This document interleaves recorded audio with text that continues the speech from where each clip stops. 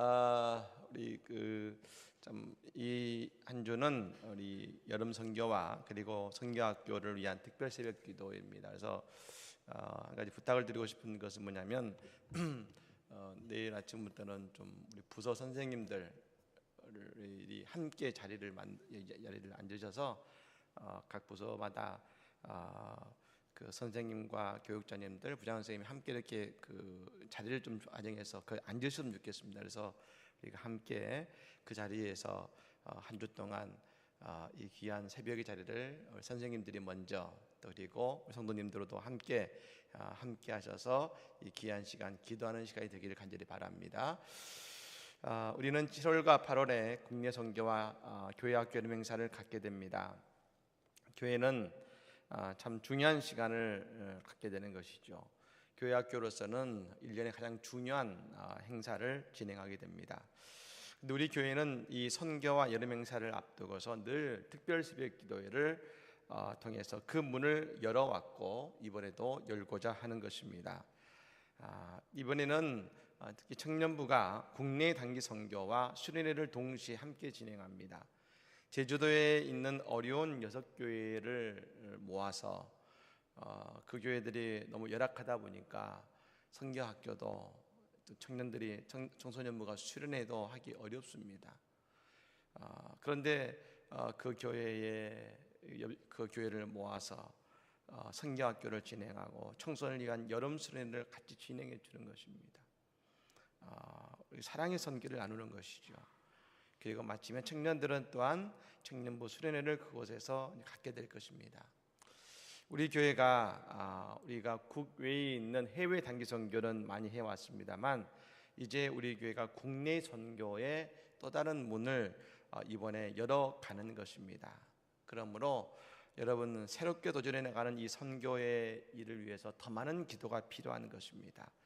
우리의 기도가 이번 선교와 교회학교의 모든 여름 행사를 축복하시는 하나님의 이유가 될 줄로 믿습니다. 오늘 본문의 말씀은 부활의 예수님께서 디베라 바닷가에 나타나신 말씀입니다. 예수님은 우리의 구원자이십니다. 별로 아멘이 안 나온 거 보니까 새벽인 것 같습니다. 역시 월요일 새벽이 힘듭니다만 그래도 그 예수님께서 이 땅에 계실 때 하셨던 수많은 사역들이 있습니다. 예수님의 그 사역을 한마디로 표현한 구절이 마태복음 9장 35절의 말씀일 겁니다. 예수께서 모든 도시와 마을에 두루 다니사 그들의 회당에서 가르치시며 천국 복음을 전파하시며 모든 병과 모든 약한 것을 고치시니라 하셨습니다. 이게 예수님께서 예수님의 그 사역을 정의해 놓은 것인데, 회당에서 가르치시고 천국 복음을 전파하시고 모든 병과 모든 약한 것을 다 고치셨습니다. 근데 여러분, 이 사역은 일반 대중을 위한 사역이셨습니다. 예수님의 사역은 그러므로 두 가지로 나눌 수 있는 것입니다. 첫 번째는 뭐냐면 일반 대중을 위한 사역이 있었고, 또 한 가지의 사역은 뭐냐면 손수 부르신 12 제자를 위한 사역이 있었다는 것입니다. 물론 제자들이 예수님과 함께 있으면서 성경에 나오는 모든 이 대중들을 향한 사역에 함께 동참하고 함께 은혜를 받았을 겁니다. 그런과 동시에 예수님께서 제자들만을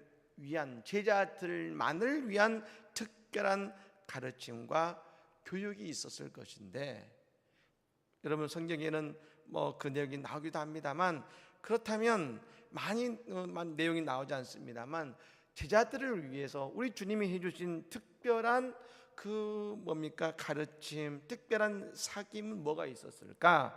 성경에 보면 우리가 잘 알고 있는 첫 번째는 뭐냐면 최후의 만찬이라고 부르는 성만찬을 제자들에게 베푸신 것입니다. 그래서 이것을 너희가 기념하라 하실 말씀과 같은 성만찬의 예식을 통해 제자들에게 가르침을 주셨습니다. 또 하나의 가르침은 뭐냐면 오늘 본문에 나와 있는 바닷가에 있는 제자들을 만나시는 장면인 것입니다. 근데 여러분, 이 바닷가에서 예수님께서 제자들과 함께 하신 것도 역시 뭐냐면, 오늘 이 말씀을 보면 제자들에게 아침을 먹이시는 거였어요.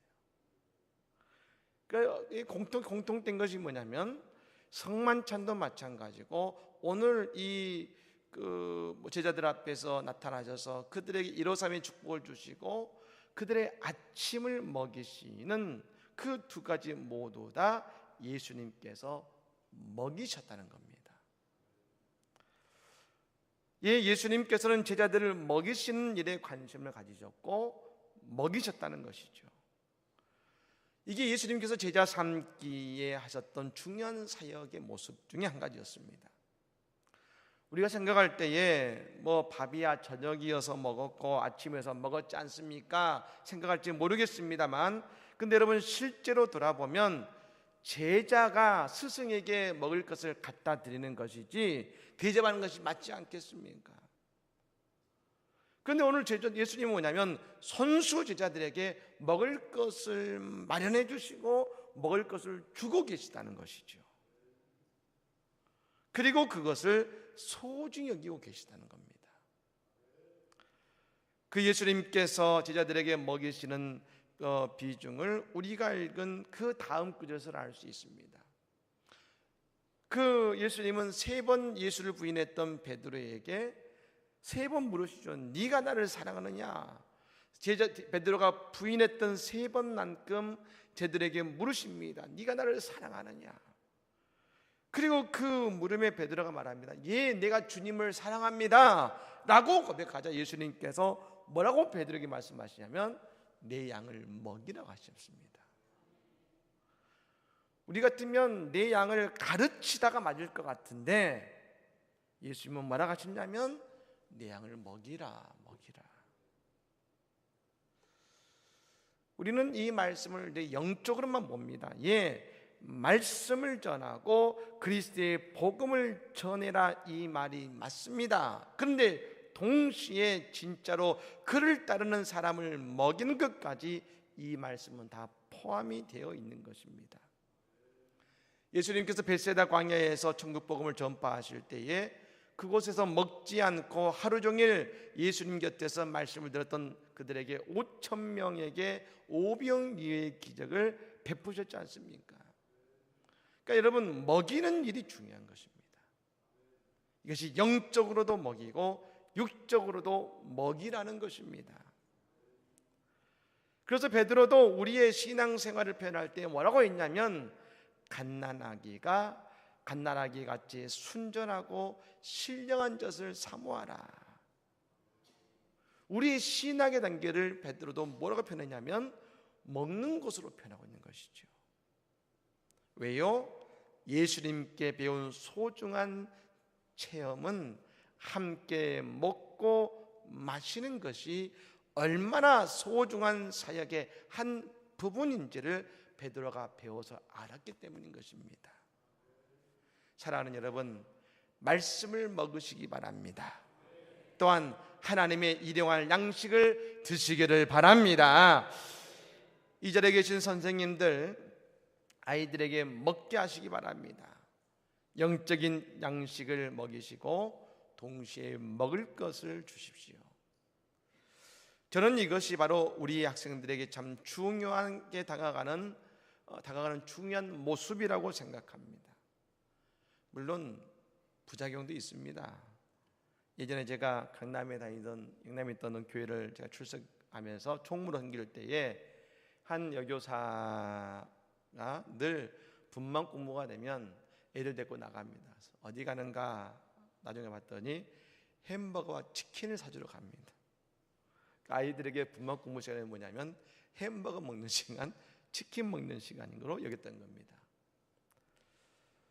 또 어떤 선생님은 아예 1년 동안 한 번도 교회는 영의 양식을 먹는 것이 하면서 한 번도 먹을 것을 함께 먹지 않는 선생님도 있었습니다. 근데 아이들은 이 영의 양식과 더불어 육의 양식도 함께 먹어야 되는 겁니다. 그때 어느 선생님은 이런 말씀을 하실지 모릅니다. 목사님, 아이들에게 떡볶이도 사주고 햄버거도 사줍니다. 그런데 아이들이 고마워할지 모릅니다. 요즘 애들 너무 잘 살아서 그런지 먹을 거 사줘도 별로 애들이 고마워하지 않습니다. 예, 맞습니다. 근데 여러분, 왜 그 아이들이 풍족하기도 하지만 아이들이 왜 그렇게 고마워하지 않을까? 사실 우리가 아이들에게 먹을 거, 무언가를 먹일 때를 보면 대부분 보상행위라는 걸 아십니까? 얘들아, 오늘 분만 공부 조용히 하면 떡볶이 사줄게. 언제요? 조용히 하면. 얘들아, 오늘 공부 마치고 영화 보러 가자. 오늘 이 공부를 맞춰주면 함께. 전도하는 친구에게 애들 전도해 오면 선생님 먹을 거 사줄게. 전도해 오면. 즉 사주고 먹는 행위가 어떤 조건을 갖췄을 때 주는 보상과 같은 겁니다. 그러니까 이 아이들은 그걸 먹으면서 내가 보상 먹을 만큼, 보상 받을 만큼 했기 때문에 이건 당연하다고 생각하기 때문에 그걸 먹으면서도 별로 감사가 없을 수 있는 겁니다. 당연한 걸 수 있는 것이죠. 왜냐하면 내가 그만큼 수고했으니까. 근데 여러분, 우리 선생님이 아무런 조건 없이 그 아이들과 함께 먹고 싶고 함께 만나고 싶어서 사랑에서 흘러나는 것이라는 것을 아이들이 느끼게 해준다면 결과는 다를 겁니다. 아무 조건 없이 어느 날 학교를 마치고 있는 그 학교 앞에 가서 그 아이를 만나서 선생님아 떡볶이 먹으러 가자. 가서 떡볶이를 그냥 먹습니다. 아이의 이야기를 들어줍니다. 그러면 아이는 그 떡볶이에 감동받습니다. 고마워합니다. 오늘 본문에서 보십시오. 왜 제자들이 예수님께 감동합니까? 어떤 이유가 있어서 오신 것이 아닙니다. 그냥 밤새 수고한 제자들을 위해서 먹을 것을 차려주십니다. 밤새 고기를 잡은 제자들에게 무엇이 가장 필요했을까요? 밤새 고기를 잡았으니 얼마나 배가 고팠겠습니까? 무언가를 먹고 싶었을 겁니다. 얼마나 지치고 힘들었겠습니까? 예수님께서 아무런 조건 없이 그저 그것을 채워주신 겁니다. 제자들은 그 음식을 먹으면서 지난밤에 힘든 얘기를 했을 겁니다. 예수님 안 오셨으면 어쩔 뻔했습니까? 빈비로 끝날 뻔했는데 153마리 고기가 무겁기도 하대요. 예수님 먹을 걸 주시고 그 말을 들으시면서 그들을 위로하셨을 겁니다. 그것이 어떤 음식이냐가 아니라 그들을 위해 손수 아침을 마련해 주신 그 사랑에 제자들이 감동했을 겁니다. 여러분, 저도 좀 아이를 키우고 있습니다만 제가 이전에 미국에 있을 때 토요일 아침이면 첫째 아들이 축구를 좋아해서 토요 축구 시합을 했습니다. 즉 시합을 한 아침 7시에 합니다. 그래서 끝나고 나면 아침 8시가 조금 넘습니다. 그럼 그날은 맥도날드에 가서 비싸지도 않죠. 햄버거를 먹습니다. 근데 늘 먹는 햄버거인데 그때 했던 햄버거 아침 식사는 아이들의 기억에 아직도 남아 있습니다. 사랑하는 여러분, 우리의 자녀들과 그리고 우리의 아이들에게 함께 먹고 마시면서 기쁜 사랑의 교제를 이루어 가시기를 바랍니다. 우리가 또 여기서 한 가지 볼 것은 뭐냐면 베드로와 함께 있는 제자들에게 언제 먹을 것을 주셨습니까? 제자들이 예수의 말씀을 잘 듣고 부활의 주님을 위해 열심히 수고했을 때입니까? 아닙니다. 분명히 예수님께서 부활하셨고 그들 앞에 나타나셨습니다. 그 예수님을 보고 만지고 나서 복음의 명령을 지키기 위해 있는 것도 아니었습니다. 제자들은 오히려 부활의 예수를 만나고 나서 오늘 어떻게 됐냐면 오히려 생업이 복귀해버렸고 그 제자 자리에서 떠나버렸습니다. 삶의 문제를 해결하기 위해 디베르 바닷가로 오히려 가버렸습니다. 그 결과 밤새 한 마리도 잡지 못했지만 그런데 그 고개를 잡게 하신 분이 우리 예수님이셨습니다. 그래서 올라온 제자들이 잡은 고기와 빵을 가져다가 예수님이 손수 구워주셨습니다. 그러면서 제자들에게 너 왜 내 말 안 들었니? 거봐, 누가 여기로 오라겠어? 하지 않으셨습니다. 그냥 그들에게 아침을 마련해 주셨고 함께 드셨습니다. 그렇습니다. 우리의 영적인 양식인 복음을 전하는 것도 육의 양식, 육의 음식을 나눌 때도 다른 조건이 있어서는 안 됩니다. 그냥 사랑의 마음으로 맛있게 먹으면 되는 것입니다. 선교도 마찬가지입니다. 우리가 단기 선교를 가서 아이들과 현지 사람들과 함께 지내다 보면 우리가 먼저 무엇을 해야 하는지가 보입니다. 먼저 그들에게 먹을 것을 주어야 되고 마실 것을 주어야 됩니다. 아무 조건 없이 주어야 됩니다. 그리고 그들에게 복음을 전해야 되는 것입니다. 어떤 경우는 보면 먹을 것만 먹고 가는 경우도 있습니다. 그럼 괜히 손해보는 것 같습니다. 하지만 우리가 그들에게 주는 양식은 세상의 음식과 다른 겁니다. 바로 우리의 기도가 깃든 양식 아니겠습니까? 그러므로 그것을 먹으면 반드시 그 아이도 그 성도도 하나님의 교회에 나와 함께 예수님을 믿는 믿음을 장래는 가지게 될 것입니다. 오늘 베드로가 부활의 예수를 만난 이곳은 디베라 바닷가입니다. 그런데 여러분, 이곳은 베드로에게 한 가지 기억이 있습니다. 방금 내 오른쪽에 그물을 던지라 해서 던졌더니 1호 3의 물고기를 잡았습니다. 그런데 3년 전 바로 그 자리에서 예수님은 또 말씀하셨습니다. 깊은 곳에 그물을 던져라. 그리고 풍성하게 고기를 잡게 하셨습니다. 그때 베드로가 내린 결단이 뭡니까? 그가 잡은 물고기와 배를 버려두고 예수님을 쫓았고 먼저 먹이셨던 예수님, 제자가 된 베드로였습니다. 마찬가지도 오늘 우리는 우리 학생들에게 그냥 복음을 전하고 그냥 프로그램 속에 들어와라 하는 것이 아니라 먼저 그 아이들이 지금 무엇을 원하는지에 깊은 관심을 가지고 나아갈 때 저 베드로가, 안드레가, 요한이 예수님의 제자가 된 것처럼 우리의 자녀들, 우리 학생들이 부모의 제자요, 그리고 선생님들의 제자가 되어서 그리고 예수 그리스도의 제자로 변화가 될 줄로 분명히 믿습니다. 먹이십시오. 그리고 가르치십시오. 먼저 다가가십시오. 그리고 가르치십시오.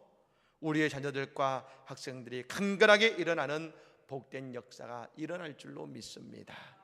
그대로 이루는 우리의 모든 성도들과 우리의 가정과 우리 교육부서가 되기를 예수님으로 간절히 축복합니다. 아멘. 찬양하겠습니다. 주님.